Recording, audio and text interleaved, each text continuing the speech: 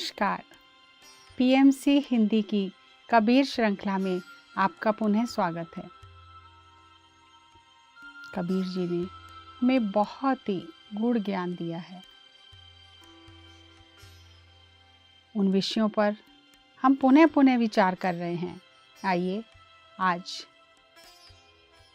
अब तक हमने जो जाना है उस सब का निचोड़ आज के शब्द में हम श्रवण करेंगे, गुरुवाणी से, कबीर वाणी से, जो श्री गुरु ग्रंथ साहब में श्री गुरु अर्जन देव जी ने अंकित की है। आज का शब्द है, गोविंद हम ऐसे अपराधी, जिन प्रभ जियो पिंड था दिया, तिसकी भाव भगत नहीं साधी। आंखें बंद करके आती हुई सांस और जाती हुई सांस के साथ एक हो जाएं। कबीर जी के वचनों को अपने हृदय के भीतर उतरने दें। हम ऐसे अपराधी, गोविंद गोविंद।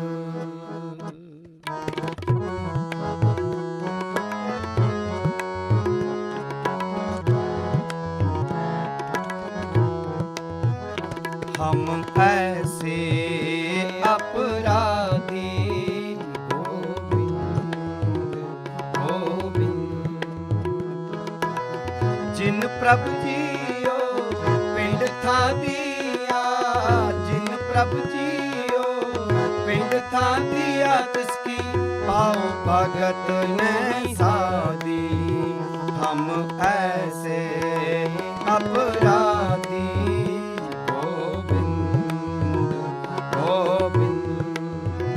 हम ऐसे अपराधी, गोविंद गोविंद।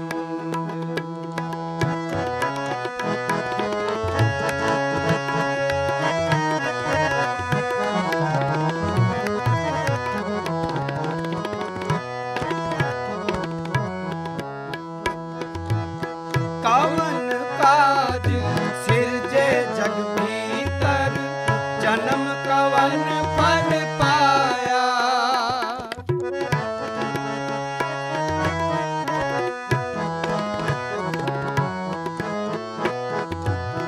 पवनिद तारन तारन चिंता मन, एक निमख न एह मन लाया। हम ऐसे अपराधी, गोविंद गोविंद। हम ऐसे अपराधी, गोविंद गोविंद।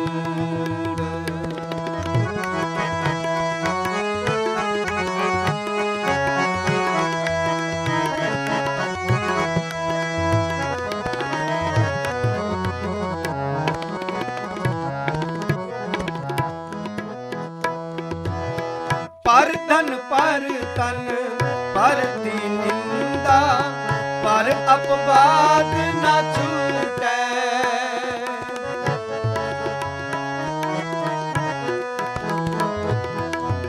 आवागमन होत है पुन पुन, एह पर संग न टूटे।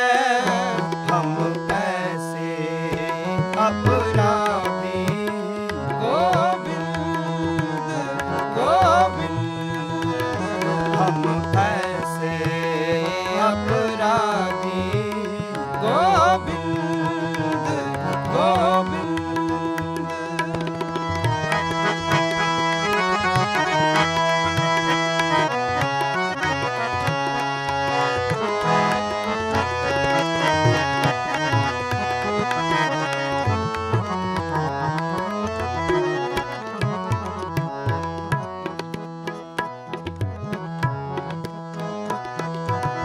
जय कर कथा होत हर संतन, एक निमख न कीनो मैं फेरा।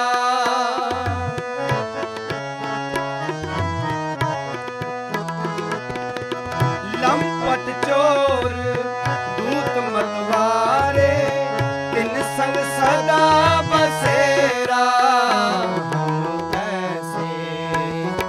अपराधी। गोविंद गोविंद हम ऐसे अपराधी। गोविंद गोविंद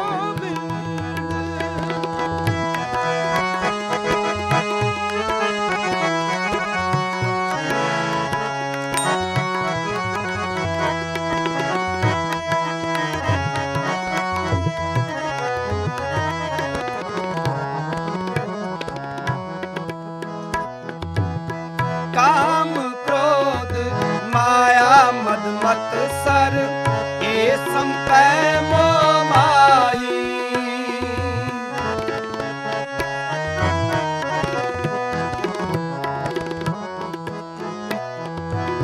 दया धर्म और गुर की सेवा ये सुपनंतर नाही। हम ऐसे अपराधी। गोविंद गोविंद हम ऐसे अपराधी। गोविंद गोविंद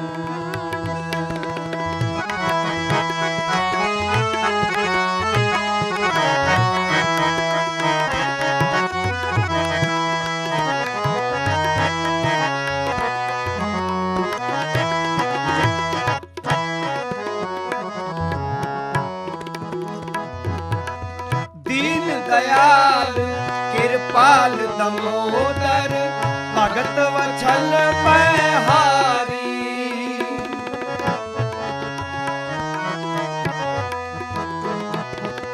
कहत कबीर धीर जन राखो हर सेवा करो तुम्हारी। ऐसे अपराधी।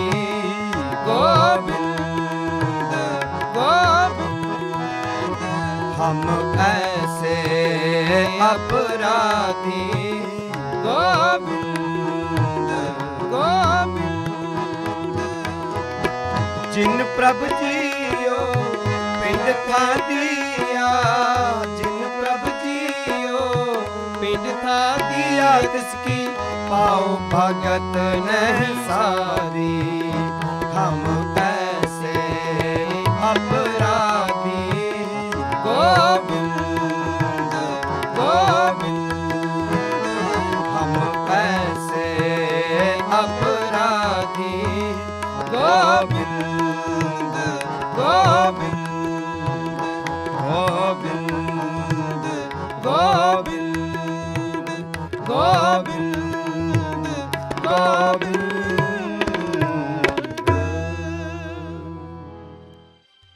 इस शब्द में कबीर जी ने कहा, गोविंद हम ऐसे अपराधी।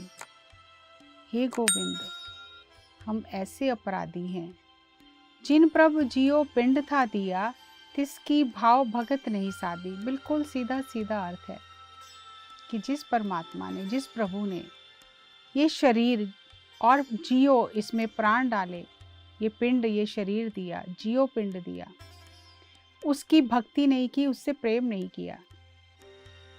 कवन काज सिरजे जग भीतर जन्म कवन फल पाया। किस काम के लिए इस धरती पर आए, किस कारण ये जन्म मिला। भवनिध तरण तारण चिंता मन, एक निमख ना यह मन लाया। इस भव सागर से, भय के सागर से, भावनाओं के सागर से पार होने के लिए, भवनिध तरण तारण चिंता मन, इस भव सागर को पार करने वाले, चिंता को हर लेने वाले उस परमात्मा के साथ, तारणहार के साथ एक निमक भी ये अपने मन को नहीं जोड़ा, लगाया ही नहीं वहां पर। क्यों नहीं लगाया, क्यों नहीं लगा? तो उसका आगे विचार दे रहे हैं। पर तन पर धन पर की निंदा, पर अपवाद न छूटे। क्यों नहीं मन लगा? क्योंकि पर तन पराये तन पर नजर है, पर धन पराये धन पर नजर है, पर की निंदा, दूसरे की चुगली करने में, बुराई करने में, उस पर नजर है। पर अपवाद, दूसरों से बहस करने में, ये तो छूट ही नहीं रहे। पर तन, पर धन, पर की निंदा, पर अपवाद ना छूटे। आवागमन होत है फुन फुन, ये प्रसंग ना टूटे। बार बार आ रहा हूँ, जन्म ले रहा हूँ, मर रहा हूँ, बार बार आ रहा हूँ, बार बार जा रहा हूँ, जन्म हो रहा है, मरण हो रहा है, और ये कड़ी टूट ही नहीं रही है। ये प्रसंग ना टूटे, ये टूट ही नहीं रही कड़ी। कहाँ ये खत्म होगा जन्म मरण का चक्कर। और फिर आगे कहते हैं, जहां घर कथा होत हर संतन, एक निमक न कीनो मैं फेरा। जहां पर संतों की कथा होती है जिस घर में, वहां में एक अब क्षण का भी कितना हिस्सा होगा निमक, उतनी देर भी मैं नहीं गया, मैंने उतनी देर भी नहीं सुना। लंपट चोर दूत मतवारे, इन संग सदा बसेरा। जो मेरे अंदर चोर हैं, जो दूत हैं उनके इंद्रियों के, जो मस्त होकर अंदर लूट रहे हैं, बस उन्हीं के साथ मेरा बसेरा है। वो चोर कौन है? काम क्रोध माया मद मत्सर, ये संपे मोह माई। बस इन्हीं को ही अंदर इकट्ठा किया है। काम क्रोध माया मद मत्सर। और दया धर्म और गुरु की सेवा, ए सुपनंतर नाही। दया और धर्म दोनों शब्द साथ साथ आए हैं। जहाँ दया है वहीं धर्म है, इसलिए दया धर्म और गुरु की सेवा, ये सुपनंतर नहीं, ये मेरे सुपने में भी नहीं है कि मैं दया करूं, धर्म करूं, गुरु की सेवा करूं। तो फिर मेरा क्या होगा? तो कह रहे हैं, दीन दयाल कृपाल दामोदर, भगत वछल भयहारी, कहत कबीर भीर जन राखो, हर सेवा करो तुम्हारी। हे भगत वत्सल, हे संतों के रक्षक, इस मुसीबत की घड़ी में मेरी रक्षा करो, तो मैं तुम्हारी सेवा करूंगा। कहे कबीर भीर जन राखो, सेवा करो तुम्हारी। अब इस शब्द में अभी तक हमने जितनी भी श्रृंखला ली है उसका पूरा निचोड़ आ गया, और साथ ही साथ एक नए विषय को कबीर जी ने उठाया। पर तन, पर धन, पर की निंदा, पर अपवाद ना छूटे। ये चार चीजें हमसे छूट नहीं रही हैं। गप्पे मारना, चुगली करना, इधर की बुराई उधर करना, इसके कारण हमारा मन मैला हो रहा है, ये छूट नहीं रहा। हमें ये पता ही नहीं चलता निंदा है क्या। हमें लगता है जैसी बात थी मैंने वैसी बता दी, इसमें निंदा क्या है। लेकिन हमें समझना होगा, किसी के गुण को कम करके बताना और किसी के अवगुण को बढ़ाकर बताना, दोनों ही निंदा है। किसी के पीठ के पीछे उसकी बुराई करना, बात करना, ये निंदा है। बातों को बढ़ाकर बताना, ये निंदा है। और निंदा का हमारे जीवन पर प्रभाव क्या पड़ता है? ये बिना पैंदे के एक लोटा है, कितना भी डालते जाओ वो कभी भी नहीं भरेगा। कबीरदास जी कहते हैं कि जहां व्यक्ति को अध्यात्म के मार्ग पर चलना है तो उसे इस बात के लिए जागरूक होना पड़ेगा कि वो किसी की निंदा तो नहीं कर रहा। पाठ पूजा कर रहा है, ध्यान कर रहा है, साधना कर रहा है, लेकिन अगर निंदा भी कर रहा है तो उसे उसका उतना फल नहीं मिलेगा। हर धर्म में संतों ने मनुष्य को निंदा करने के लिए मना किया है। हमें किसी से काम निकलवाना होता है, उसमें गुण नहीं होता तो भी हम उसकी बहुत बड़ाई करते हैं, ये भी निंदा है। हमें कोई व्यक्ति अच्छा नहीं लगता, उसमें बहुत गुण हैं तो हम जाकर उसकी बुराई करते हैं, ये भी निंदा है। और निंदा करने की सख्त मनाही है। इसलिए कबीर जी कहते हैं, मन जानत सब बात, जानत ही अवगुण करे, काहे की कुसलात, कर दीप कुएं परे। मन जाने सब बात, जानती अवगुण करे।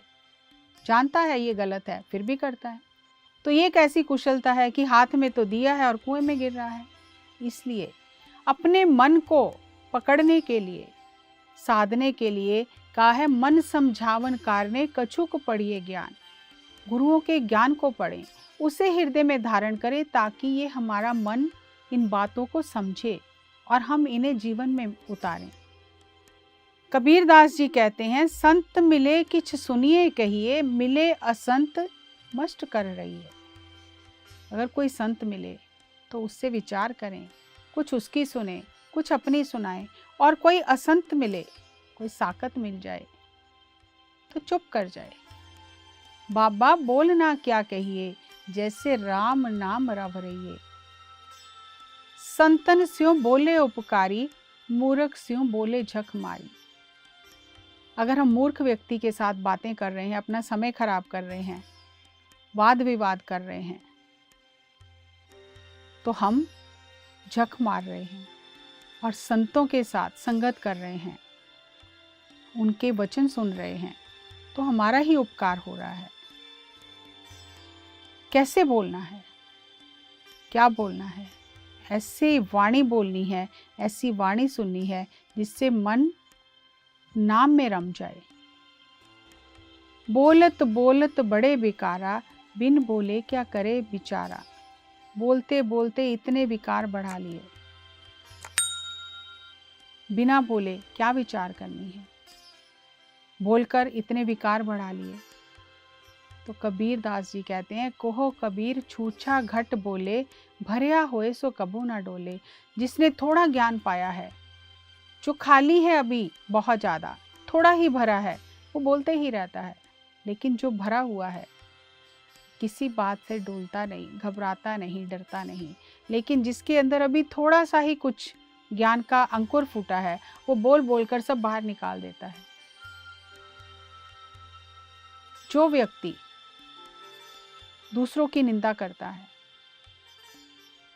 वो अपना मार्ग बहुत कठिन कर लेता है। और जब कोई व्यक्ति किसी संत की निंदा करता है, तो मार्ग और भी कठिन हो जाता है। और जब कोई व्यक्ति संतों की निंदा करता है, तो संतों का ये गुण है कि वो प्रतिक्रिया नहीं करते। उनका जो स्वभाव है, वो अपने स्वभाव में रहते हैं। वो उस निंदा करने वाले के बात सुनकर अपना स्वभाव नहीं बदलते, उसको बुरा भला नहीं कहते। कबीर जी कहते हैं, हर जन राम नाम गुण गावे, जे कोई निंद करे हर जन की, अपना गुण ना गवावे। वो राम के नाम के गीत गाते रहते हैं, और जो कोई उनकी निंदा भी करता है, वो अपने गुण को गवाते नहीं हैं, वो प्रतिक्रिया नहीं करते, उसे बुरा भला नहीं कहते। कबीर दास जी कहते हैं कि हमें जहाँ बोलना ज़रूरी नहीं है, वहाँ पर मौन रहना है, वाद विवाद से बचकर रहना है। क्योंकि वाद विवाद करके हमें अपनी ऊर्जा को व्यर्थ नहीं गंवाना। वाद विवाद करने से हमारी ऊर्जा व्यर्थ चली जाती है। और कबीर जी के जीवन में ऐसी अनेक घटनाएं हुई हैं जहां पंडितों ने, काजी मुल्ला ने उनकी बहुत निंदा की, सिकंदर लोधी तक उनकी शिकायतें की। उन्हें कितनी बार सिकंदर लोधी के पास जाकर सजा दी गई, हाथी के आगे फेंका गया, गंगा में फेंका गया, उनके घर को जला दिया गया, लेकिन उन्होंने किसी को कुछ नहीं कहा। उनके सानिध्य में जो भी आए वो बदल गए।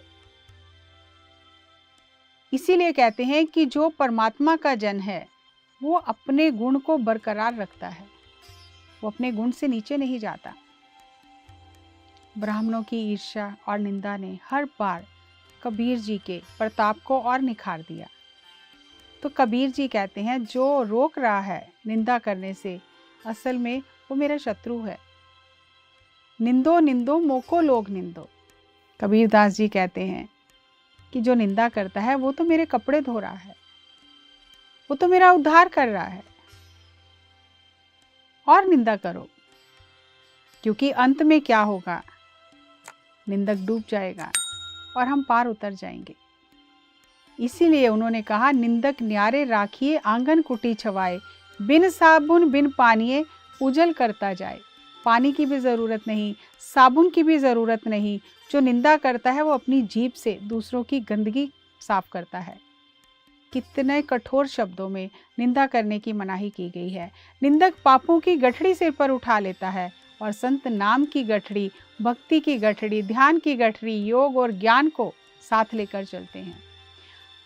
निंदा करने वाला ईर्ष्यावश दूसरों को दोष देता रहता है कि उसकी वजह से मेरे साथ ऐसा हो रहा है, क्योंकि उसका मान सम्मान जाता है इसलिए मेरा मान सम्मान कम है। हम अपनी योग्यता नहीं देखते। कुछ लोग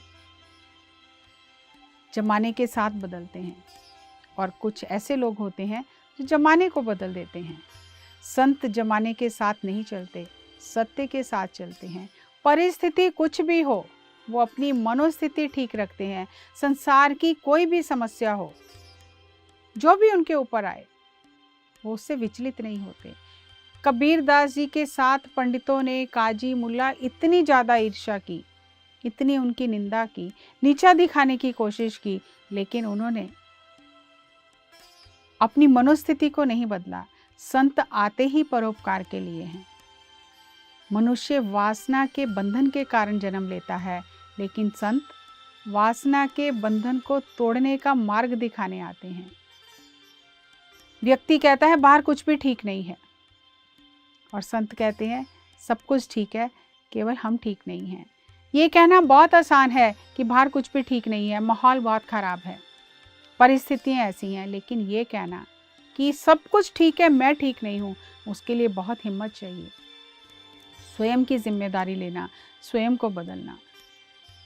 तो कबीर जी कहते हैं कि इस मन का कोई भरोसा नहीं है, ये कब रास्ते से भटक जाए। तो इस मन को वश में रखने के लिए उन्होंने एक उदाहरण दिया कि जैसे गधा है, जो धोबी होता है, जो गधे पर भार ढोता है, वो गधे के पैर को बांध के रखता है ताकि गधा भाग ना जाए, और जब उसके ऊपर वजन रख दिया जाता है तब उसका पांव खोला जाता है। तो कबीर जी कहते हैं ये मन भी ये बिगड़ा हुआ गधा है, इसके ऊपर गुरु के ज्ञान का वजन रखो, इसके ऊपर ध्यान साधना का वजन रखो, और फिर ये धीरे धीरे समझ जाएगा और वश में आ जाएगा। संतों ने हमें मार्ग बताया, जीवन जीने के सूत्र दिए। जहाँ अध्यात्म के सूत्र दिए, वहाँ हमें जीवन जीना कैसे है, हर दिन हमें क्या चीज़ें करनी है, क्या चीज़ें छोड़नी है, हमारा आचरण कैसा होना चाहिए, हमारे विचार कैसे होने चाहिए, हमारे शब्द कैसे होने चाहिए, इसके बारे में भी बार बार हमें जागरूक किया कि ये मनुष्य जन्म तुझे साधना के लिए, ईश्वर प्राप्ति के लिए मिला है, स्वयं को जानने के लिए मिला है, इसे व्यर्थ ना गवा।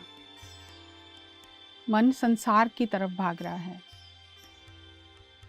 इसके ऊपर वजन रख दो। किस चीज़ का वजन रखो? 24 घंटे में 1 घंटा स्वयं के लिए निकालकर केवल साक्षी भाव से सांसों के साथ एक होकर मन का निरीक्षण करो, तो विचार अपने आप हटने शुरू हो जाएंगे। इस प्राण ऊर्जा से मन अपने आप वापस घर की ओर मुड़ने लग जाएगा। इसे वापस लेकर आना है। जब हमें पता चलता है, और हर दिन हमें ऐसे अवसर मिलते हैं, हम फ़ोन पर किसी की बात करते हैं, दूसरा व्यक्ति किसी की बुराई करता है, हम भी शुरू हो जाते हैं। हमें ये पता ही नहीं चलता कि इससे हमारे अंदर कचरा जा रहा है।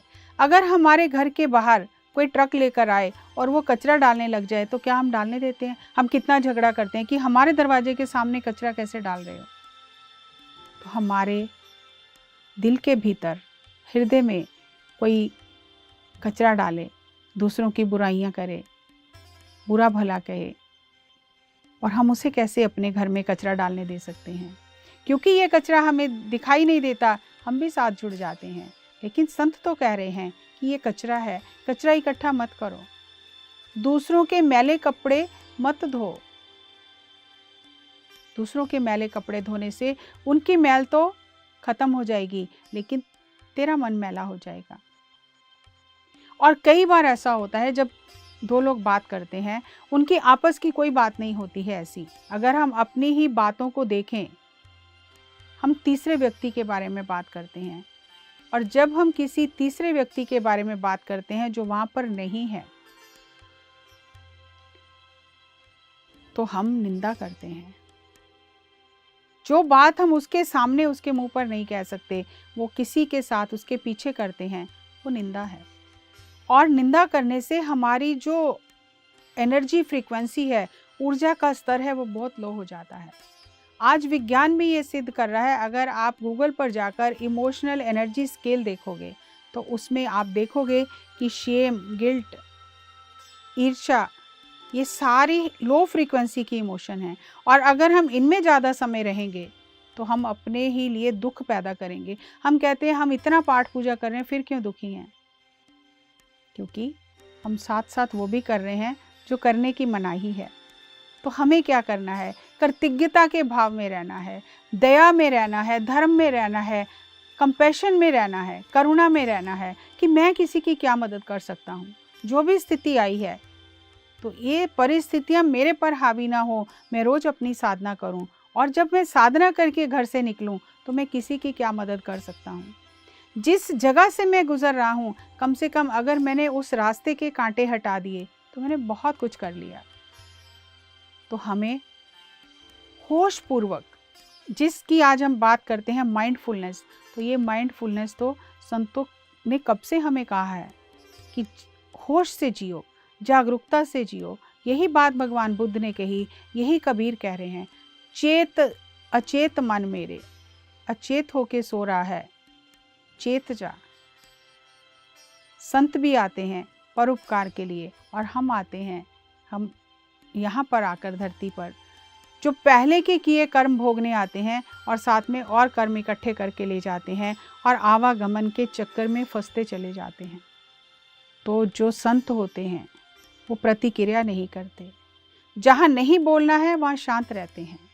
जहाँ बोलने का कोई फ़ायदा ही नहीं है वहाँ वो मौन में रहते हैं। तो हमें भी मौन में रहना सीखना है, प्रतिक्रिया नहीं देनी है और निंदा नहीं करनी है। अगर हम ये करेंगे तो हमारा ध्यान स्वतः ही लगने लग जाएगा, कोई ज़्यादा प्रयास नहीं करना पड़ेगा। अगली कड़ी में एक नए विषय के साथ पुनः आपसे मुलाकात करेंगे। तब तक ध्यान करते रहें, ध्यान सिखाते रहें और अपने भीतर के हीरे को खोज लें। नमस्कार, धन्यवाद।